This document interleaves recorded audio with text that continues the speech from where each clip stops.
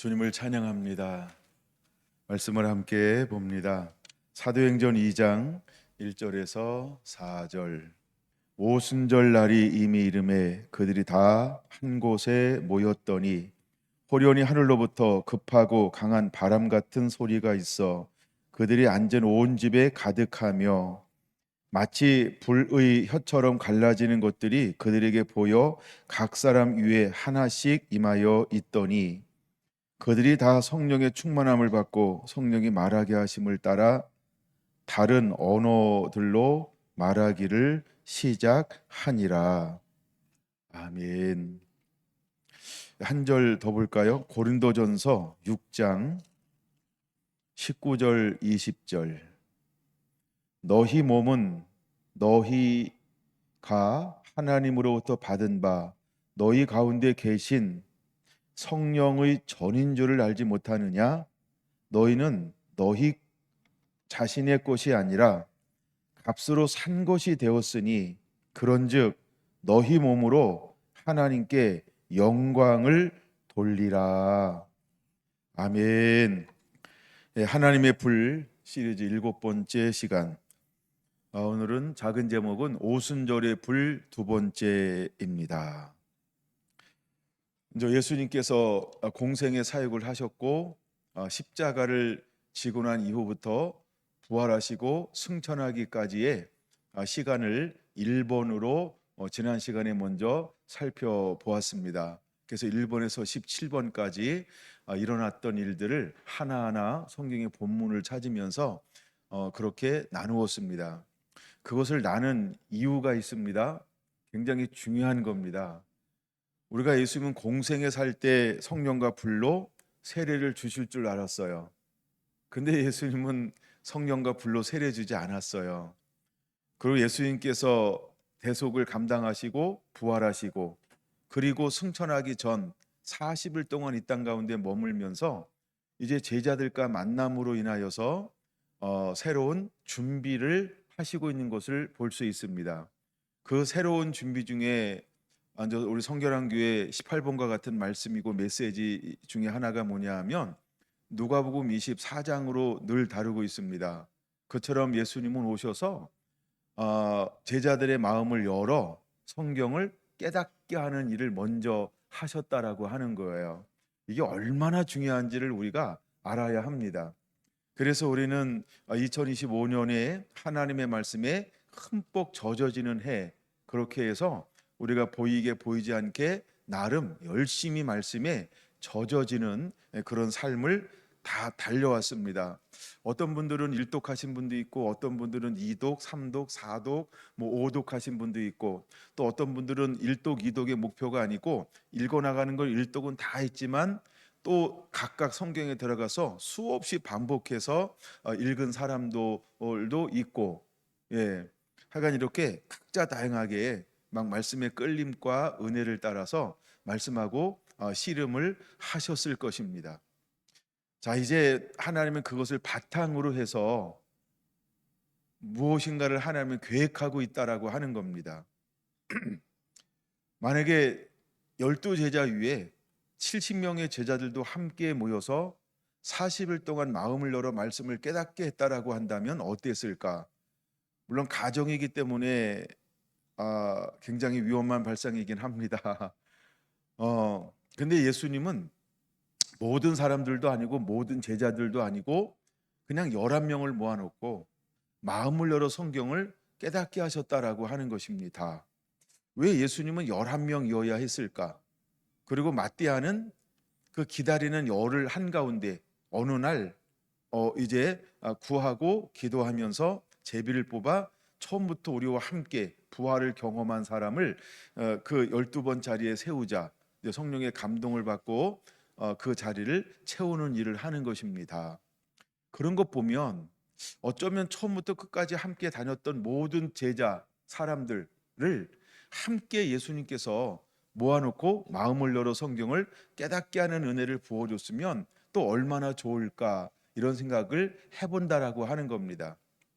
물론 요한계시록에 보면 12 이제 문이 있어요. 12 문이 있고 12 기초석이 있어요. 그럴 때 제자의 이름이 하나하나가 그 위에 새겨져 있고 12지파가 하나하나 새겨져 있는 건 맞습니다. 그게 뭔가 우리는 아쉽지만 하나님은 12명이면 충분했다. 아니요. 11명이면 충분했다라고 하는 것입니다.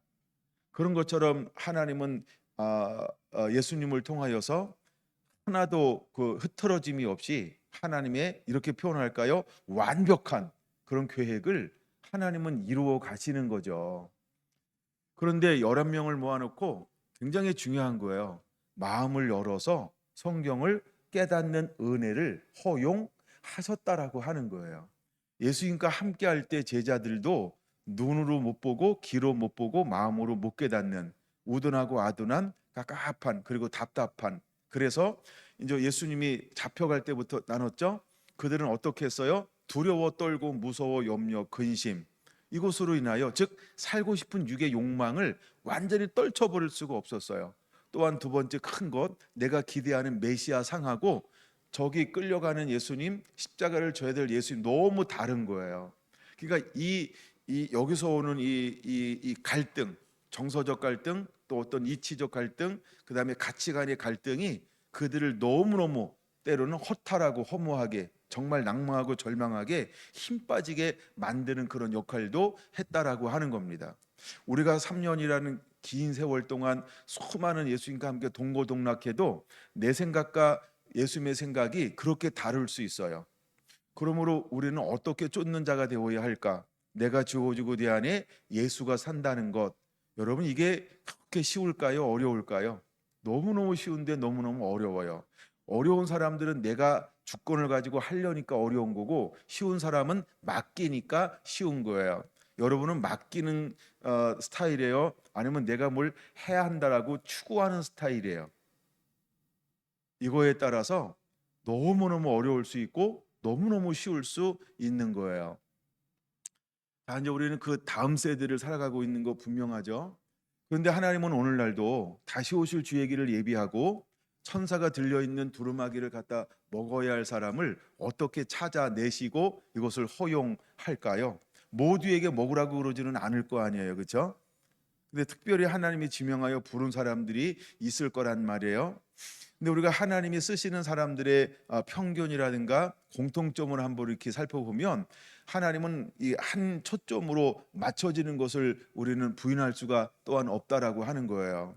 구약에서 나오는 사람들, 신약에서 나오는 사람들, 일단 히브리서 11장은 믿음의 사람이라고 그랬어요. 근데 믿음의 사람들의 공통점이 뭐냐 하면 자기를 비우는 거예요. 철저하게 자기를 비우는 거예요. 여러분, 우리가 에녹부터 부른 사람들 쭉 여러분들이 아는 만큼 머리로 생각해 보세요. 아는 게 없으면 머리로는 생각 못 해요. 성경 읽어야 돼요. 근데 여러분 한번 보세요. 이 사람들이 어떻게 믿음으로 갔을까요? 자기를 비운 거예요. 자기를 내려놓은 거예요. 우리가 자기 비움 이번에 성탄절날 나눴는데 조회수는 잘 안 올라가고 있더라고요. 근데 이 설교가 굉장히 중요한 설교예요, 여러분. 오늘 가셔서 클릭 한 번씩 해주세요. 다른 거에 비해서 조회수가 안 올라갑니다. 근데 이거는 조회수가 좀 올라가야 될 이유가 있어요. 그러니까 여러분들은 그냥 하루에 한 번씩만 눌러주세요. 그래도 체크가 되는지는 전 몰라요. 어떻게 봐야 체크가 되는지 제가 잘 몰라가지고 근데 이 설교는 굉장히 중요한 설교예요, 여러분. 예수님, 하나님이 우리를 사랑해서 예수님을 보내어 주었는데 그를 통하여 하나님께서 어떻게 영광을 얻으셨을까요? 그 핵심이 뭐라고요? 자기를 비워라고 하는 거예요. 자기를 비우는 거예요. 예수님의 제자들에게 무엇을 요구해요? 자기를 비워를 요구하는 거예요. 그러면은 제자들에게만 요구했을까요? 구약에 살아갔던 사람들은 너를 비워라 이거 요구하지 않았을까요? 아니에요. 똑같이 비운 사람들을 하나님이 쓰시는 거예요. 근데 그 비운 사람들의 특징 중에 하나 나타나는 게 뭐냐 하면 비운 다음에 무엇을 위해서 살아가요? 오직 한 분. 그래서 오직 한 분에서 사는 것을 다른 표현으로 신실하다, 충성되다 이렇게 표현하고 있는 거예요. 그래서 하나님은 그 한 사람들을 통해서 일하세요. 그럼 마지막 때 그 두루마기를 먹을 사람들은 어떤 사람들일까요? 말씀을 은혜 받았어요. 그러면요, 딴 거에 관심이 없어요. 오직 하나님의 나라, 하나님의 의. 그래서 그것만 바라봐요. 주님만 악무하고 주님만 사모하고 주님 얼굴을 구해요. 그리고 자기 계획과 생각이 없어요. 주님이 주시는 감동에 이끌려서 그대로 쫓아가는 사람이에요. 자 보세요. 하나님의 계시록 10장에는 하나님 내가 이 다음에 무엇을 할까요? 막 자기 열심으로 무엇인가를 추구하지 않아요. 그냥 하나님 앞에 있는데 음성이 들려오는 거예요. 야, 저 천사가 두루마기를 들고 있는데 너 그거 갖다 먹을래?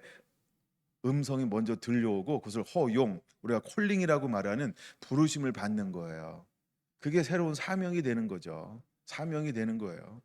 아브라함도 나를 써주옵소서 이렇게 하잖아요. 우리가 나를 사용하여 주소, 나를 보내주소라고 할 때 착각하는 거 혹시 이게 바뀌었는지 모르겠지만 만약에 바뀐 사람을 위해서 한다라고 한다면 이사야가 먼저 나를 써주소 이렇게 한 거 아니에요.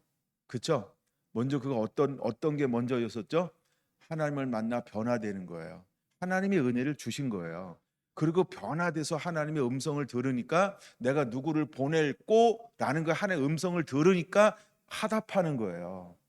마치 이사야가 먼저 나를 보내주소서 이렇게 생각한다고 하는 거 잘못된 거죠. 그런 분은 없을 거라고 생각이 드는데 그런 것처럼 내가 누구를 보낼 거 하나님이 먼저 그에게 묻는 거예요. 그럼 이사야 입장에서는 뭐가 되는 거예요? 순종이요. 순종이라는 거예요. 이처럼 우리가 이 시대에 하나님이 찾는 사람들은 그 한 종류의 사람들을 하나님이 찾아서 쓰실 거라는 거죠. 그러니까 11명, 12명이라도 주님은 충분했다라고 하는 거예요.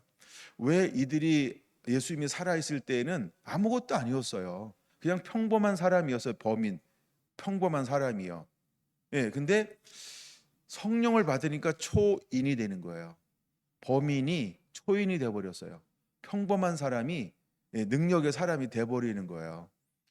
그러니까 우리 안에도 어떤 은혜가 반드시 먼저 임해야 하냐 하면 이제 말씀이 열려지고 풀어지는 은혜가 임해야 되는 거예요. 그래서 우리가 성경을 읽을 때 그냥 읽지 말고 늘 기도하라고 하는 것이 있었어요. 아직도 기억나는지 모르겠어요. 아직도 그렇게 기도하고 있는지 모르겠어요. 주여 내 눈을 열어 주옵소서. 두 번째 깨닫는 자가 되게 하여 주옵소서. 반드시 기도해야 돼요.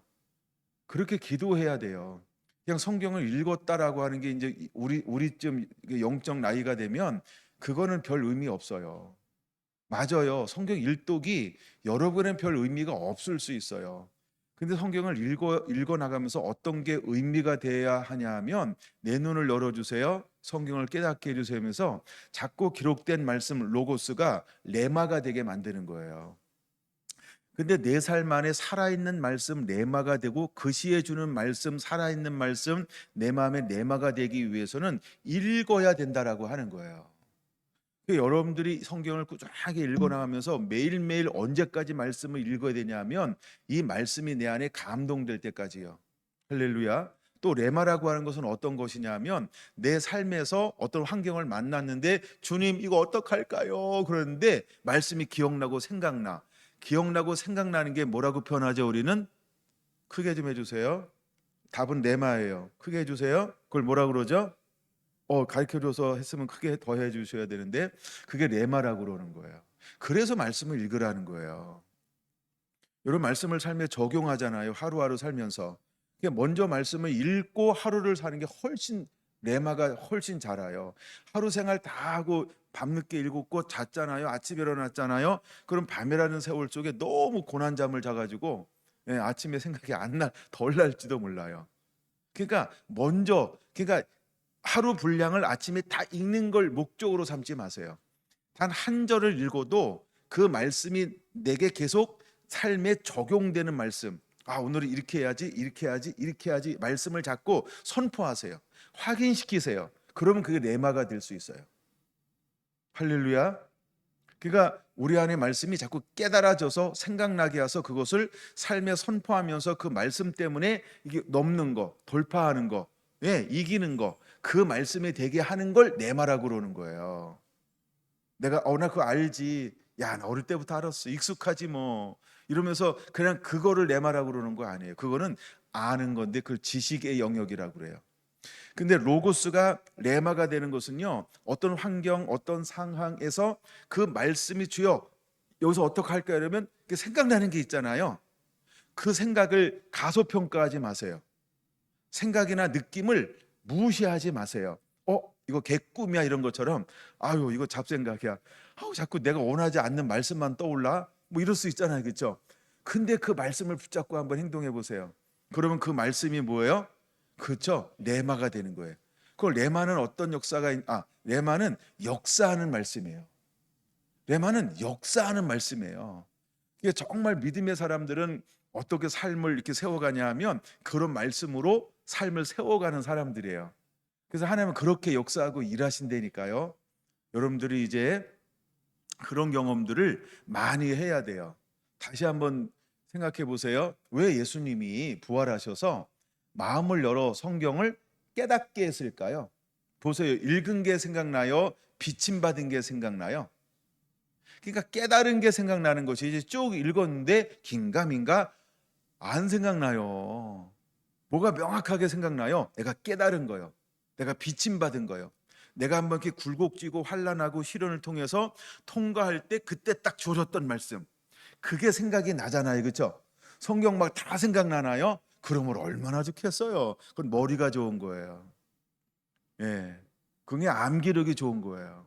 물론 이제 우리가 비침받은 말씀 하나 살아있는 말씀 레마의 말씀이 그렇게 많이 생각나면 그건 굉장한 은혜입니다.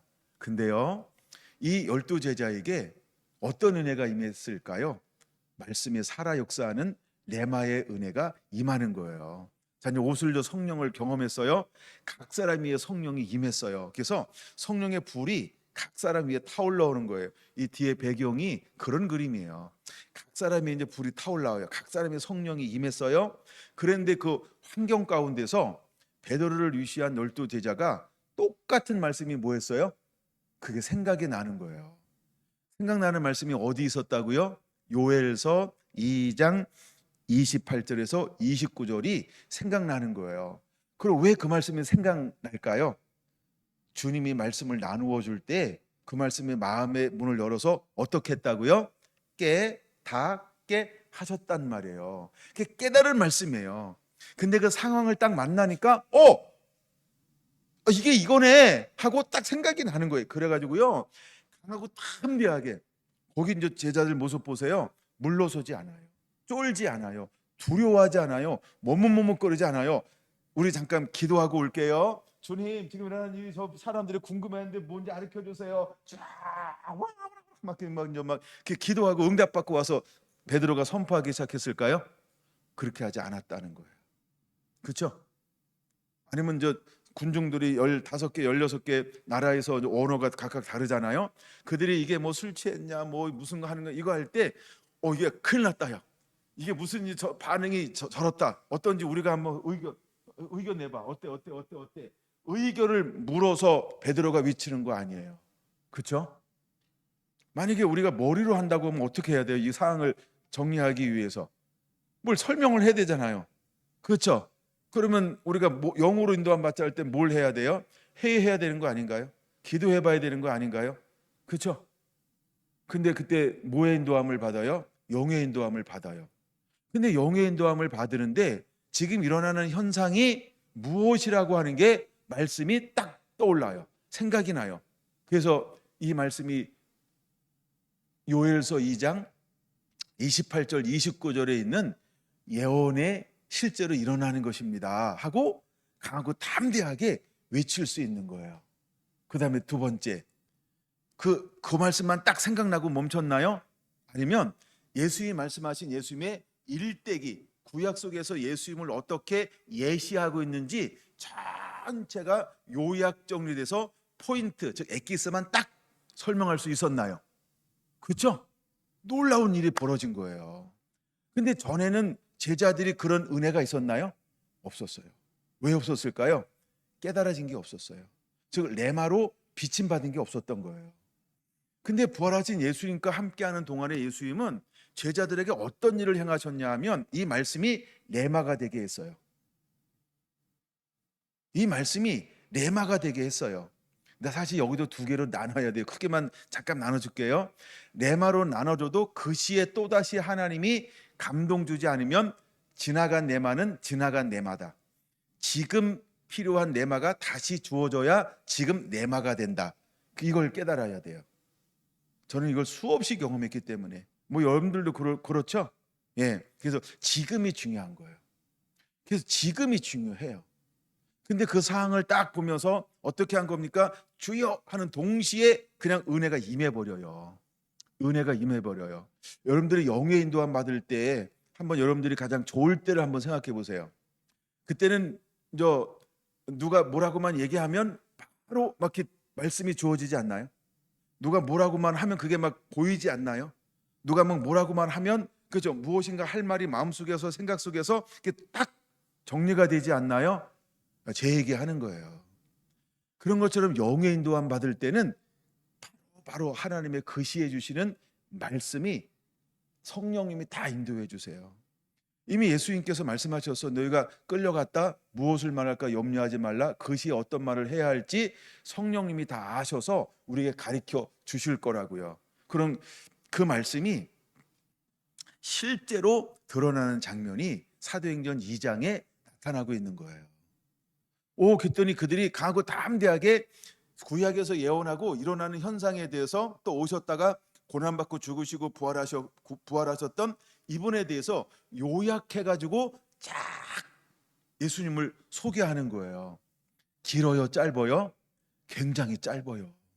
저처럼 1시간 해야 사람들이 막 어째고 이러지 않아요. 5분 설교, 한 5분 설교 하나 봐요.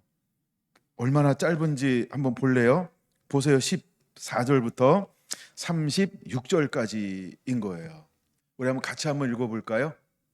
같이 한번 읽어볼게요. 사도행전 2장 14절, 14절 일단 지나간 거, 즉 구약의 말씀 생각났어요? 그럼 22절 한 절만 먼저 읽죠. 시작. 이스라엘 사람들아 이 말을 들으라. 너희도 아는 바와 같이 하나님께서 나사렛 예수로 큰 권능과 기사와 표적을 너희 가운데서 베푸사 너희 앞에서 그를 증언하셨느니라. 이러면서 이제 베드로 안에 있는 레마의 말씀을 선포하기 시작을 하는 거예요. 자, 이제 36절까지 같이 읽어 나갑니다. 시작. 그가 하나님께서 정하신 뜻과 미리 하신 대로 내준 바 되었거늘 너희가 법 없는 자들의 손을 빌려 못 박아 죽였으나 하나님께서 그를 사망의 고통에서 풀어 살리셨으니 이는 그가 사망에 매여 있을 수 없음이러라. 다윗이 그를 가리켜 이르되 내가 항상 내 앞에 계신 주를 배웠으며 나로 요동하지 않게 하시기 위하여 그가 내 우편에 계시도다. 그러므로 내 마음이 기뻐하였고 내 혀도 즐거워하였으며 육체도 희망에 거하리니 이는 내 영혼을 음부에 버리지 아니하시며 주의 거룩한 자로 썩음을 당하지 않게 하실 것이미로다. 주께서 생명의 길을 내게 보이셨으니 주 앞에서 내게 기쁨이 충만하게 하시리로다 하였으므로 하나님이 이미 맹세하사 그 자손 중에서 한 사람을 그 위에 앉게 하리라 하심을 알고 미리 본고로 그리스도의 부활을 말하되 그가 음부에 버림이 되지 않고 그의 육신이 썩음을 당하지 아니하시리라 하더니 이 예수를 하나님이 살리신지라 우리가 다 이 일의 증인이로다. 하나님이 오른손으로 예수를 높이심에 그가 약속하신 성령을 우리 아버지께서 받아서 너희가 보고 듣는 이것을 부어 주셨느니라. 다윗은 하늘에 올라가지 못하였으나 친히 말하여 이르되 주께서 내 주에게 말씀하시기를 내가 내 원수로 내 발등상 되게 하기까지 너는 내 우편에 앉아 있으라 하셨도다 하였으니 그런즉 이스라엘 온 집은 확실히 알지니 너희가 십자가에 못 박은 이 예수를 하나님이 주와 그리스도가 되게 하셨느니라 하시니라. 아멘. 5분 설교하셨잖아요. 근데요, 계시해 주시는 하나님의 계시를 베드로를 유시한 12 사도들이 풀어내기 시작하는 거예요. 계시해 주시는 말씀이요. 이게 레마예요. 내 영안에 들려지는 말씀이요. 성령이 인도하는 말씀이요. 계시에 깨닫고 감동을 주는 말씀을 풀어놓았던 거예요. 근데 무엇을 인용하고 있는지 보세요. 구약을 계속해서 구약의 말씀을 인용하죠. 그리고 실제 일어났던 팩트, 그들이 보고 듣고 경험한 것들, 이것을 계속해서 이것이 이거고 이것이 이거고 이것이 이거고 이것이 이거고 이것이 이거고 이것이 이거의 5번 하는지를 제가 읽어보시면 압니다. 그래서 그렇게 이제 가르쳐 주는 거예요. 그랬더니 그쵸? 레마의 말씀이 선포됐어요.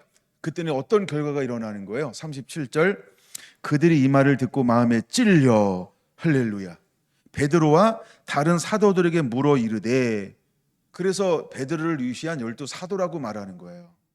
왜 베드로를 위시한 12사도냐라고 할 때 거기에는 몇 명의 사람들이 모였다, 몇 나라에서 왔다고요? 최소 15개, 16개 나라에서 왔어요. 그럼 서로 언어가 달라요.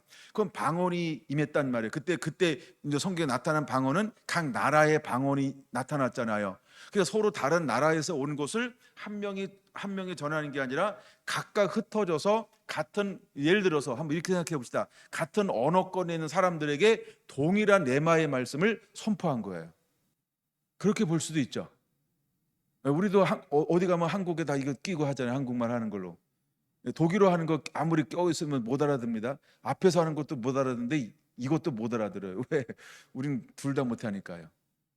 그러니까 이제 똑같이 하면은 각각 선포하는 감동을 받은 사람들에 의해서 그 말씀을 듣는 거예요. 그래서 이렇게 표현하는 거예요. 37절, 그들이 이 말을 듣고 마음에 찔려 베드로와 다른 사도들에게 물어 이르되, 형제들아, 우리가 어찌할꼬 하거늘. 그러니까 동시에 감동받고 동시에 약간 언어의 차이가 있지만 뭐 수분 차이가 있겠죠. 동시에 그들이 묻는 거예요. 예, 베드로야 사도들아, 그럼 우리가 어찌할꼬? 여러분, 왜 우리가 말씀에 젖어져야 하는지를 알아야 돼요. 그러면 우리는 말씀을 읽을 때 끊임없이 기도하고 사모해야 합니다. 주여, 내 마음의 문을 열어 말씀이 깨달아지는 은혜를 허락하여 주시옵소서. 계속해서 여러분들이 성경을 읽을 때 이것이 첫 번째 놓는 기도여야 해요. 그리고 성경을 읽고 난 다음에 또 닫는 기도가 무엇이 되어야 할까요? 주여, 이 읽은 말씀이 내 안에 깨달아지게 하여 주옵소서.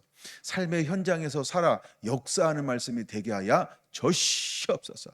할렐루야. 계속해서 이 말씀이 내 삶의 레마가 될 수 있도록 그렇게 기도하면서 더 깊이 나아가는 그런 은혜가 있게 되기를 원합니다. 여러분, 오순절의 부흥은 크게 이제 어떤 변화가 있는 것이냐 하면, 먼저 제가 시내산의 불부터 나누기 시작했어요. 시내산에 임재하신 하나님의 성령, 이걸 불로 표현하는 거예요. 그 다음에 성막에 임했어요. 그 다음에 성전에 임했어요. 이번에 성전은 그냥 쑥 건너뛴 것 같아요. 짧게 이렇게만 얘기하고, 그 다음에 오늘 산에 임했죠. 갈멜산에 임했어요. 갈멜산에. 그렇죠?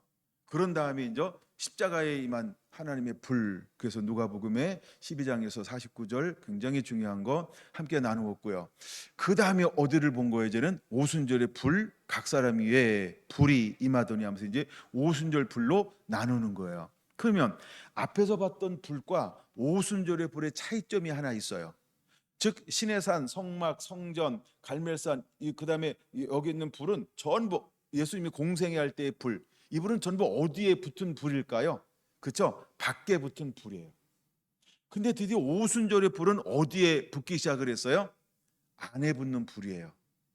이제 밖에 있는 불이 어디로 왔어요? 우리 몸으로 들어왔어요. 그래서 제가 일부러 고린도전서 6장 20절을 함께 읽은 거예요. 이제 내 몸이 거룩한 거처 성전이 되었느니라. 하나님은 내 몸을 무엇으로 삼길 원하는 거예요? 이제 성령이 거하시는 거처, 전으로 삼길 원하는 거예요. 그러면 원래 하나님이 우리를 창조하셨을 때 우리는 어떤 몸으로 창조가 되었을까요? 하나님의 성령이 영이 거하는 성전으로 창조가 되었어요. 이제 우리가 잘 아는 것처럼 창세기 3장에 잘 기록되어져 있잖아요. 근데 창세기 3장 이런 일들이 쭉 하간 일어났단 말이에요. 근데 우리가 범죄함을 통하여 어떻게 되었을까요? 이것을 잃어버리게 되었어요. 잃어버리게 되었어요. 여러분, 아담은 몇 세에 죽나요? 아담은 130세에 셋을 낳고, 이름이 셋입니다. 세 명이 아니고. 예. 자, 그다음에 930세에 살고 죽었어요. 930세에 살고 죽었어요. 창세기 3장 5절이요. 참 5장 5절이요. 그런 다음에 우리가 이 땅 가운데 아담이 하나님께 범죄함을 통하여 무엇을 잃어버렸을까요? 하나님의 영을 잃어버렸어요. 그래서 몸이 뭐로 바뀌었냐 하면 성전이 그냥 육체로 바뀌는 현상이 일어나요. 원래 하나님은 우리 몸을 성전으로 삼았단 말이에요. 근데 범죄함을 통하여 우리가 뭐가 됐다고요? 그렇죠? 영혼과 육이 나누어져 버렸어요. 그래서 하나님이 거하는 전이 무엇으로 바뀌었다고요? 그렇죠? 하나님이 떠나는 변화가 일어났어요. 근데 하나님의 놀라운 계획은 어떤 계획을 가지고 있는 것이냐 하면 다시 창조했던 그것을 회복하고 싶은 거예요. 그것이 천국이에요. 그것이 새하늘과 새 땅인 거예요. 이제 내 안에 머물길 원하는 거예요. 근데 우리가 이 땅에서 육을 입고 있는 동안, 즉 새하늘과 새 땅, 신랑이 오시기 전까지 우리는 완전한데 불완전한 존재예요. 왜? 끊임없이 우리는 씨름해야 하는 존재가 되었다라고 하는 거예요. 예, 씨름하는 존재죠. 그래서 끊임없이 하나님은 이제 무엇을 회복하기를 원하냐면 우리 몸을 몸된 성전으로 변화시키기를 원하는 것이 놀라운 하나님의 계획이고 뜻이라고 하는 거예요. 그래서 우리가 얼마나 오래 사냐가 중요한 게 아니라고 하는 거예요. 그래서 아담이 930세를 살았어요. 제일 오래 산 사람이 무두셀라 969세라고 얘기했잖아요. 근데 오래 사는 게 좋은 거라고 하면 하나님이 우리의 수명을 단축시키지는 않았을 거예요. 왜? 하나님의 목적은 오래 사는 게 목적이 아니에요. 지금 하나님의 목적은 무엇이 목적일까요? 하나님과 사람 사이에서 하나님의 말씀을 가지고 어떻게 반응하느냐, 이걸 다른 말로 한마디로 정의하면 관계라는 거예요. 나와 아버지와의 어떤 관계를 맺고 사느냐, 그 관계라고 할 때 중요한 단어는 언약이라는 단어예요. 하나님의 약속의 말씀을 가지고 내가 어떻게 살지, 단 하루를 살아도, 단 1시간을 살아도, 단 5분을 살아도 하나님은 어떤 걸 원할까요? 언약의 말씀을 가지고 순종하며 살 것이냐, 100년을 살아도 하나님의 언약과는 상관하지 아니하고 그냥 떠나서 육으로 살 것이냐, 어마어마한 차이가 있는 거예요. 근데 하나님께서 오셔서 대속 다 감당하시고 우리가 성령을 부어주시고 몸된 성전을 만들었다. 이건 하나님이 무엇을 하고자 하는 예표인가 하냐면 단 1분을 살아도 내 몸이 성령님을 온전히 받아들여서 그분의 나라가 내 안에서 이루어지길 원하는 거예요. 그래서 예수님은 40일 동안 제자들에게 나에 관한 걸 자세히 풀어 말씀하셨고 그 레마가 됐다고 말씀했는데 사도행전 1장은 그걸 뭐라고 표현하고 있죠? 3절, 4절, 5절 하나님의 나라에 관한 것을 자세히 하나님의 나라라고 말하고 있어요. 하나님의 나라. 그래서 우리의 몸이 성령이 임하면 내가 단 1분을 살아도 무엇을 위해서 사는 존재가 되길 원하는 걸까요? 하나님의 나라. 근데 한 나라를 위해서 사는 사람은 반드시 그 안에 무엇이 임하는 걸까요? 하나님의 성령. 그래서 내 몸이 하나님의 임재 가운데 흠뻑 젖어져서 이제 이것을 떠나지 않게 만드는, 이걸 유지하는 거예요. 불 나눌 때 이걸 너무 조금 나눈 건 맞는데 불을 어떻게 관리할 것인가, 어떻게 꺼트리지 않게 할 것인가, 이거는 매우 중요한 것 중에 하나라고 하는 거예요. 그래서 하나님은 우리 안에 성령을 부어주기를 원하고 계신 거예요. 여러분, 아담은 930살었어요. 그 다음에 아담부터 노아까지 열대입니다. 이 한 분 한 분들을 보면 창세기 5장에 나오는데 셋은 912세, 에노스는 905세를 살았어요. 게난 910세, 마할랄렐 두 번째로 조금 살았어요. 900세를 못 넘기고 895세를 살았어요. 그 다음에 야렛 962세 살았어요. 에녹 65세에 하나님 만났고 300년 동행하다가 365년에 그는 365세에 죽음을 보지 않고 들림을 받았어요. 그러니까 그건 적고 살고 길게 살고 이제 에녹은 다른 거죠. 무두셀라가 제일 오래 살았죠. 예. 홍수가 나기 7일 전에 하나님이 그를 부르는 거죠. 그래서 969세 살아요. 그 다음에 라멕이 777세를 살아요. 노아가 950세를 살고요. 노아의 후손 중에 장자가 누구죠? 하나 둘 셋 넷 셈법 할 때 셈입니다. 셈. 예, 셈은 600세를 살아요. 예. 이제 점점 그다음에 이제 아브라함은 175세를 살죠. 예. 75세에 부름 받고 100년 동안 하나님의 부름을 위해서 활동하다가 175세에 부르심을 받게 되어집니다. 이렇게 이제 그러니까 이걸 말해주는 이유가 뭐냐면 오래 사는 게 목적이 아니라는 거예요. 이제 우리는 요새 이제 강건하면 100세 시대라고 그러지만 100세 못 살잖아요, 그렇죠? 100세 못 삽니다.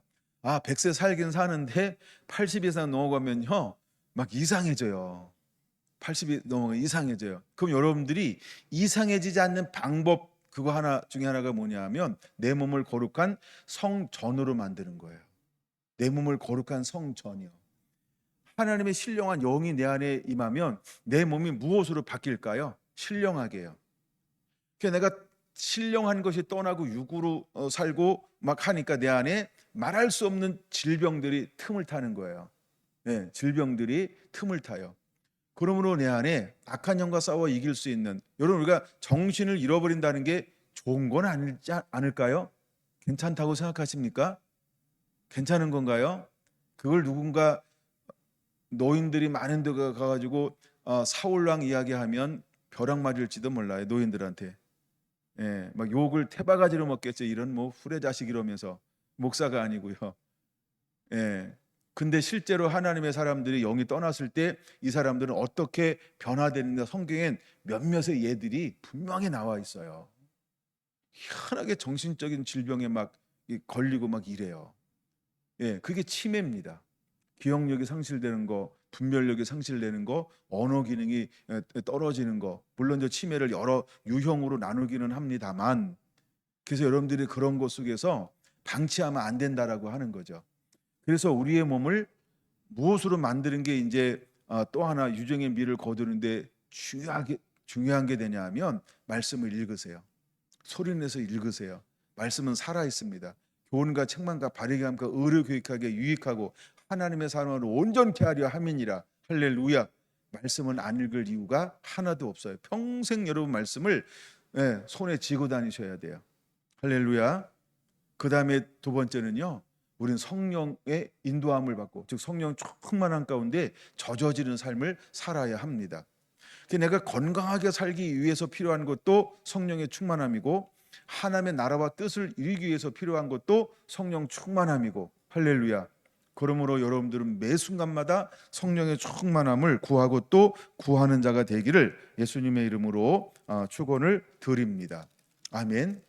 창세기 6장 다시 한번 봐야 되는데요. 창세기 6장에 사람이 땅 위에 번성하기 시작할 때에 그거 보기 전에 5장에서 그냥 5장 성경 한번 찾아보세요. 이런 말 있어요. 4절 예를 들어서 아담은 셋을 낳은 후 800년을 지내며 자녀들을 낳았으며, 도대체 둘째, 셋째, 넷째, 다섯째는 어디에 기록되어져 있을까요? 하나님은 다 기억합니다.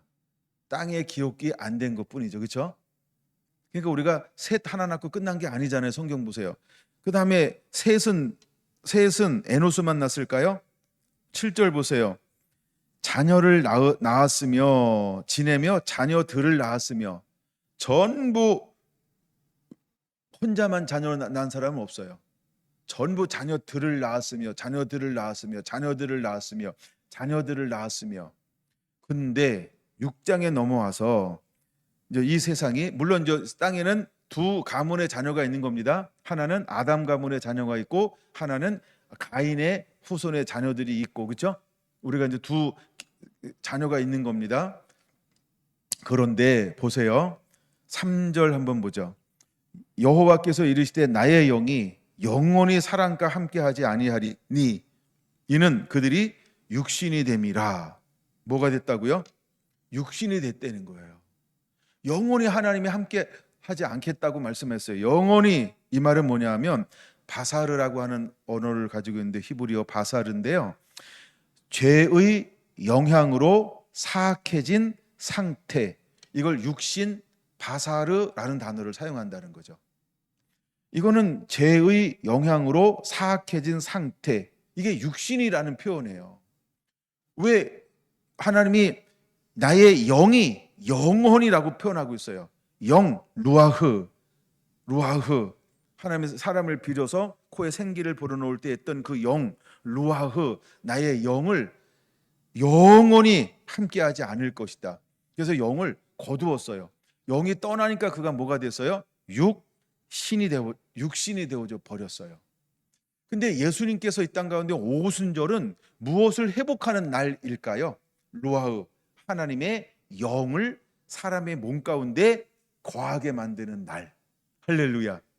이제 우리 안에 다시 들어온 거예요. 원래 위치, 원래 하나님이 아담을 창조하셨고 원래 위치 그 자리에 하나님의 영이 들어오게 만들었어요. 근데 우리는 무엇을 잊고 있어요? 모든 걸 다 회복했는데 사단이 계속해서 뭘 하고 있어요? 얼레리 꼴레리 하면서 거짓말, 유혹, 미혹하고 있어가지고 내게 어떤 존재인지를 헷갈리게 만들어요. 그래서 내가 어떤 존재인지를 주장하지 못하게 만들어요. 그래서 헷갈리게 하는 거예요.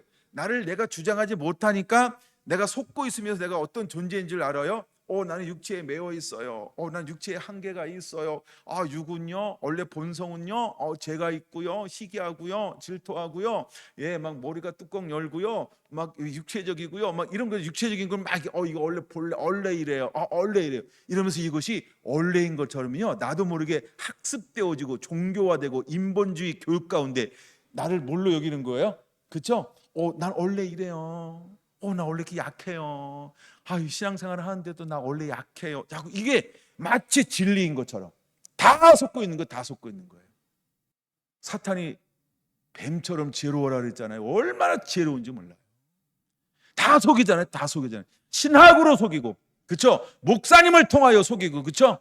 능력 있는 사람을 통하여 속이고, 그렇죠? 겁나고 무시무시한 이런 폐양 무도한 인간들을 통하여 또 속이고, 막 구속과 법과 경제와 먹고 사는 문제를 가지고 또 속이고요. 얼마나 우리를 사탄이 지혜롭게 속이고 있는지 몰라요. 누구도 속고 있을까요?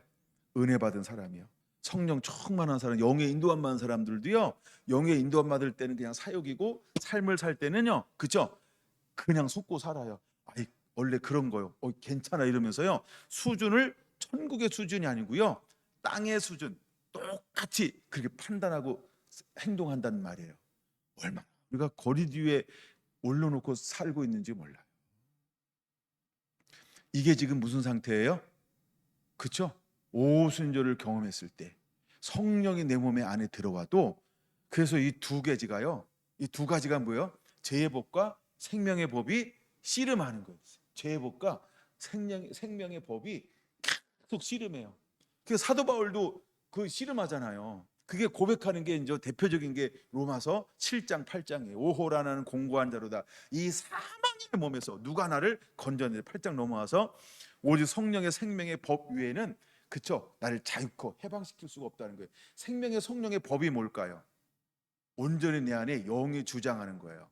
육은 완전히 짜부러지고 없어지고 사라지고 육의 생각에 안 이끌리는 거예요.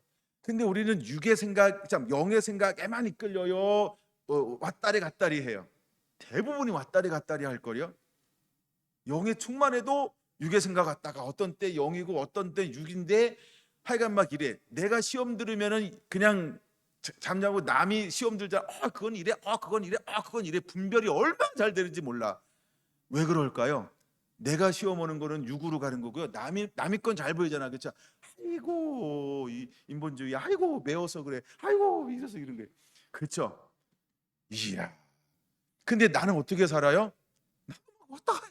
어느 쪽엔 육, 어느 쪽엔 영, 왔다 갔다 하는 거, 이 삶을 살아요. 실제로 우리가 이런 거예요. 근데 하나님은 우리가 어떤 존재가 되길 원하는 거예요? 그렇죠? 내 몸이 성령님이 거하는 하나의 성전이 되길 원하는 거예요. 그래서 마지막 때에 하나님은 무엇을 분리할 것이냐 하면 양신을 분리해 버릴 거예요. 그래서 양신을 분리하는 방법 중에 가 뭐냐면 나를 비우는 거예요. 나를 비우는 거예요. 나를 주장하지 않는 거예요.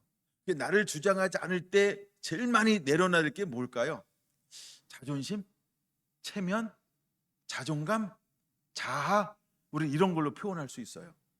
그러니까 나라고 하는 것을 계속 그러니까 바보처럼 살았군요.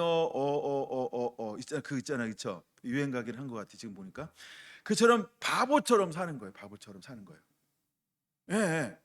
근데 하나님은 뭐라고 말씀하시냐 하면 야 달라고 그래. 야 줘. 야 이거 달라고 그래. 야 이것도 속옷도 막 벗어주래. 하여간 막 다 주라는 것 다 줘. 다 주기만 하나요? 아니야. 더 줘. 정신없이 살라고 그러는 거예요. 정신없이 살아야 될 이유가 어딘지 아세요? 내가 안 나타나. 내가 안 나타나는 거예요. 그러니까 나를 죽이고 나를 내려놓는 건요. 쉬울까요? 어려울까요? 야 마지막 때 양과 염소 이번에도 말씀 준비하면서 그걸 다시 읽는데요. 야 우리는 다 양 같잖아요, 그렇죠? 양 집사님 그렇죠? 다 양 같잖아요, 우리는요. 웃음이 양가 할 때 그 양 말고요. 근데 하여간 다 양 같은데 하나님이 볼 때는 뭐라고 보는 거예요? 야 너 네 생각대로 했잖아. 네 기준대로 했잖아. 야 너의 가치 기준으로 했잖아. 여자들한테 죄송해요. 제가 남자라 늘 듣는 얘기니까 하는 얘기예요. 잔소리는 누구 기준일까요? 철저하게 여자 기준이에요. 어떤 거는. 어떤 건 아닌 것도 있을지 몰라서 하니까 어떤 건이라고 이렇게 살짝 구분했어요. 근데 평생 똑같은 거 하지 다른 거 합니까? 그쵸? 자기 불편하니까 하는 거. 어떤 데 나를 위한 거라고 하면서 때로는 자기를 위한 것일 수도 있어요. 근데 여러분 보세요. 다 사랑하면 안 되는데 사랑하는 성도 여러분 표현을 잘해야 돼. 남편이 바뀌었던가요? 근데 우리 평생 그 정도 하니까 이 정도 한다고 또 얘기하죠. 지혜로워. 이 얘기를 왜 하느냐 하면 인본주의라고 하는 게 이런 거라고요. 그러니까 그냥 그거 하기 전에 변화는 어디서 일어나는지 우리는 그 교과서로 배우면 변화는 어디서 일어나죠? 칭찬과 격려할 때 남자들은 변화돼요. 근데 여자들은 그 말을 계속 들어. 근데 유일하게 여자들이 까먹는 것 중에 하나가 뭔지 아죠? 예, 칭찬과 격려 빼고 나머지는 다 기억해. 변화가 안 되는 거예요. 그리고 왜 그걸 붙잡고 있는지 아세요? 이게 인본주의라고. 이게 사탄에서 오는 거라고요. 이게 사탄이 오는 거예요. 더 심하게 얘기할 그게 마귀 짓이에요. 마귀는 계속 참소하거든. 잔소리가 대부분 참소에 속할 수 있어요. 분석해 보세요, 여러분. 내 거 말고 남의 거 분석해서 가르쳐 주세요. 내 거는 안 보여요. 남의 거 잘 보이잖아요, 그렇죠? 예, 참소일 수 있어요. 참소. 계속 참소하는 거예요. 막 주눅들게 하고 자신 없게 하고 소극적으로 만들고 날개 펴지 못하게 만들고 주저앉게 만들고요. 계속 그럴 수 있어요. 근데 정말 사람들이 잘 되는 건 뭐죠? 사랑합니다. 예쁩니다. 실제 안 예뻐. 근데 뭐라고 예뻐요. 오늘 너무 예뻐요. 이렇게 고하라. 막 이러면 그냥 기분 좋잖아요. 그렇죠? 남자들은요 뭐예요? 집에 닦았는데 여보 오늘 설교 너무 좋았어. 그치? 눈으로 말합니다. 근데 집에 가자마자 뭐라 그래요? 여보 오늘 이거 틀렸어 그러면 뭐라 그래요? 도대체 저 예편 내가 은혜 받으러 간 거야 나를 체크하려고 한 거야? 라고 제가 생각한다고 한다면 어떻게 하려고 그래요? 아니 이제 우리 가정을 일부러 좀 이렇게 예를 든 거고요. 그러니까 우리가 칭찬과 격려요. 그게 뭐라고요? 육체가 안 되는 거예요. 육체가 안 되는 거예요. 이걸 성경으로 표현하면 근데 성경으로 표현하면 여러분 다 못 알아들어요. 안다고 생각하니까요. 그렇죠? 판단하지 말라, 비판하지 말라, 정죄하지 말라. 근데 우리 그거 하고 살아요? 안 하고 살아요? 계속 분별이라는 거룩한 이름으로 사실은 계속 그렇죠? 재보고 있잖아요. 달아보고 있잖아요. 그래서 변화가 굉장히 더딘 거예요. 그러니까 여러분들이 그것만 한번 내려놔 보세요. 그럼 지구가 안 돌아간다고요? 냅둬. 그걸 왜 여러분이 신경 써요? 순종하면 하나님이 형통케 하는 거예요. 할렐루야. 그걸 못 견딘다고요? 남자들은 그냥 여러분을 다 견디고 살아. 예? 그러니까 한번 해보세요. 내가 안 죽어져서 못 견디는 거예요. 굉장히 죄송한 이야기일 수 있어요. 이인성 권사님, 먼저 이제 우리 사랑하는 남편을 떠나보내시고 홀로 사시는 게 물론 이제 딸하고 같이 사셔서 행복하지만 엄마가 오래오래 있었으면 좋겠다고 하는데 그래도 시집 가야지. 두 마음에서 막 씨름하고 계시더라고. 근데 무슨 얘기예요? 함께 있을 때 먼저 떠나가셨을 때 그 자유함이나 편안함이나 오는 어떤 이런 거는 질적으로 다르죠. 너무너무 지금 행복하시잖아요. 예. 결혼하기 전보다 훨씬 더 행복할지 몰라요. 예. 왜 그럴까요? 잔소리할 인간이 없어서 그런 거예요. 근데 한 번쯤 생각나는 거죠. 그래도 있었으면 좋을 걸. 그게 욕심이에요. 있을 때 잘하셔야 되는데. 우리가 똑같은 거예요. 이해하고 들으시라고 그랬어요. 전제를. 그러니까 우리가 그럴 수 있다라고 하는 거예요. 그럴 수 있다라고. 예. 그럴 수 있다라고. 그러니까 이게 육이라고 하는 것은요. 우리를 교묘하게 영적인 것을 자꾸 닫아요. 그리고 무너뜨려요. 그리고 자꾸 혼합시켜요. 그래서 서로 타락시켜 버리고 있어요. 그래서 하나님의 사람들은 산상수훈에 이거 너무 잘 나타나 있어요, 사실은. 산상수훈에 6장을 건너서 7장을 막 이잡듯 뒤져보세요. 7장만 읽어. 이 얘기 7장 내내 하는 게 그 얘기 하는 겁니다. 육을 어떻게 이기는 것인가. 그 얘기가 이제 7장에 이제 전부 나타나는 겁니다. 8장까지인데 하여간 이제 그렇게 육신이 되었다는 거예요. 육신이 되었어요. 육신이 되어져 버렸어요. 5절 같이 한번 읽어볼까요? 5절 창세기 6장 5절입니다. 시작. 여호와께서 사람의 죄악이 세상에 가득한가 그 마음으로 생각하는 모든 계획이 항상 악한 뿐임을 보시고 보세요. 육신이 되었더니 육에서는 뭐만 나와요? 악만 나오는 거예요. 모든 생각, 그 사람 생각이 옳아, 봐라, 자기한테는 기준이야. 이렇게 해야지 사람아. 이게 기준이야. 야, 이게 옳은 것이 이거 멍청하기는 이게 해야지. 이러면서 막 온갖 얘기를 막 다 할 수 있어요. 막 이렇게. 제가 막 입이 좀 거칠잖아요. 근데 그 생각이 전부 뭐라고요? 그렇죠? 육신의 생각은 결국 뭐예요? 모든 계획이 항상 악한 뿐이니라.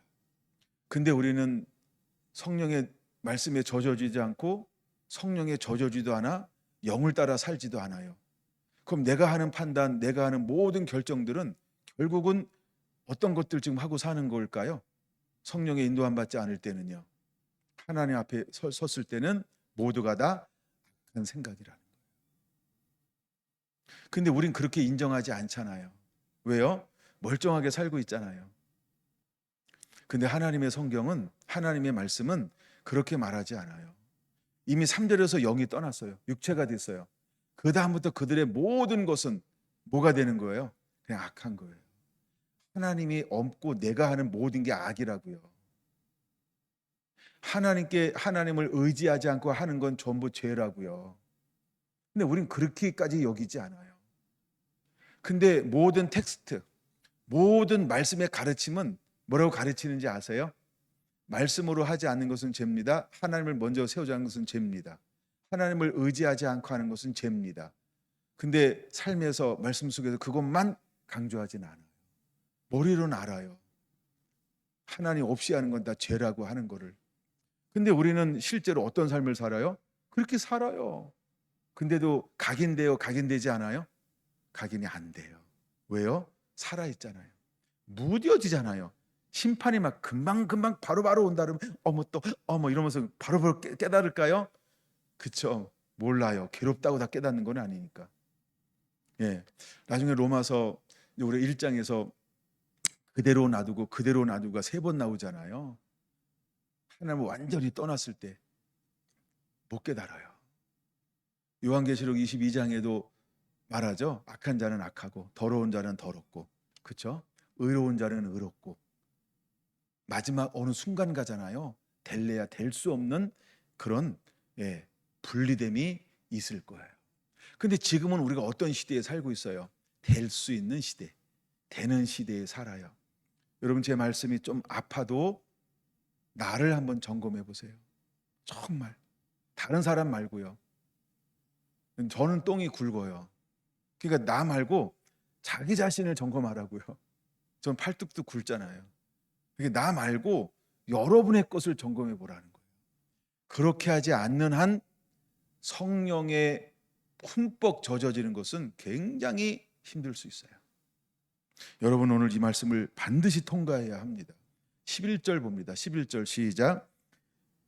그때 온 땅이 하나님 앞에 부패하여 포악함이 땅에 가득한지라. 하나님이 보신즉 땅이 부패하였으니 이는 땅에서 모든 혈육 있는 자의 행위가 부패함이었더라. 그러니까 뭐 이 단어를 여러분들이 다 찾아보면 그들은 하나님 앞에 부패했습니다. 불의, 잔인, 학대, 흉악, 더럽고 파괴하고 타락하고 부패했습니다. 근데 혈육 있는 자의 모든 행위가 부패했어요. 그러면 노아 위에 다른 사람을 보세요. 그들은 부패했다고 인정할까요? 아무도 부패했다고 인정하지 않습니다. 인정한다는 것은 나를 알아 하면서 회개한다는 거거든요. 근데 그 시대에 회개했나요? 안 했나요? 회개가 없잖아요. 여러분 우리가 이렇게 말씀을 거칠게 나눠도요 안 들릴 수도 있어요. 기분만 나쁘지, 마음만 상하고 감정이 상하지 회개 안 할지도 몰라요. 왜냐하면 내 말씀으로 안 받으면 회개가 안 되는 거예요. 비침은 내 것으로 들어야 회개가 일어납니다. 그러니까 사도행전 2장은요 기적이에요. 거기에 수만 명이 모였어요. 보통 한 200에서 250만 정도 모인답니다. 근데 거기서 몇 명이나 회개하는 거예요? 3천 명. 그러면 그 많은 인구 중에 3천 명 적은 거예요? 많은 거예요? 그렇죠? 몇 프로 안 됩니다. 몇 프로 안 됩니다. 3천 명만 회개한 거예요. 1%? 그렇죠? 그렇게 따지면 굉장한 소수가 회심한 거예요. 근데도 하나님은 일하시는 방법이 똑같아요. 모두가 다 들을 수 있는 만큼 듣고 그 중에서 누구를 하나님이 콜링하는 거예요? 마음을 연 사람. 그래서 그 마음에 비침을 받는 사람들이 회심하고 돌아오는 거예요. 여러분 우리가 말씀에 흠뻑 젖어져서 이제 하나님께서 우리에게 성령을 부어주시고 난 다음에 우리 안에 반드시 이런 역사들이 일어나야 할 줄로 믿습니다. 할렐루야. 여러분 이런 은혜들을 우리가 반드시 경험하고 누리는 은혜가 임해야 할 줄로 믿습니다. 이제 오순절의 불이 만들어내는 변화는 두려움에서 증언하는 하나님의 사람으로 그들을 변화시키고 있다라고 하는 겁니다. 예수님께서 이제 십자가를 지시고 부활하셨을 때 제자들은 어떤 모습을 하고 있었나요? 문을 잠갔어요? 숨어 있었어요? 그들은 모든 것에 두려움에 떨고 있었다라고 하는 거예요. 그러나 오순절 이후 베드로는 거리를 나가서 외치기 시작을 합니다. 2장 36절 사도행전 2장 36절 한번 다시 볼 수 있을까요? 너희가 십자가에 못 박은 이 예수를 하나님이 주와 그리스도가 되게 하셨다라고 말하고 있어요. 그럼 무엇이 바뀐 걸까요? 환경이 바뀐 것도 아니잖아요. 갑자기 성령 받았을 때 환경이 바뀌었나요? 사람들이 바뀌었나요? 그렇죠? 상황이 바뀐 것도 아니고 환경이 바뀐 것도 아니고 사람들이 바뀐 것도 아니에요. 여전히 그 인간이 그 인간이에요. 근데 뭐가 바뀐 거예요? 불이 들어왔어요. 불은 성격을 바꾸지 않아요. 불은 무엇을 바꿀까요? 내가 누구인가? 이게 뭐죠? 정체성. 정체성이 바뀐 거예요. 제자들이 성령의 불을 받는 동시에 그 성령으로 말미암아 무엇을 더 깊이 깨닫고 확신하게 되냐면 내가 누구인가? 크게 적어 놓으세요. 내가 누구인가? 이건 철학적 질문이 아니에요. 세상은 이것을 학문으로 하고서 철학으로 그걸 변질시켰단 말이에요. 철학에서 제일 먼저 묻는 게 그거거든요. 내가 누구인가?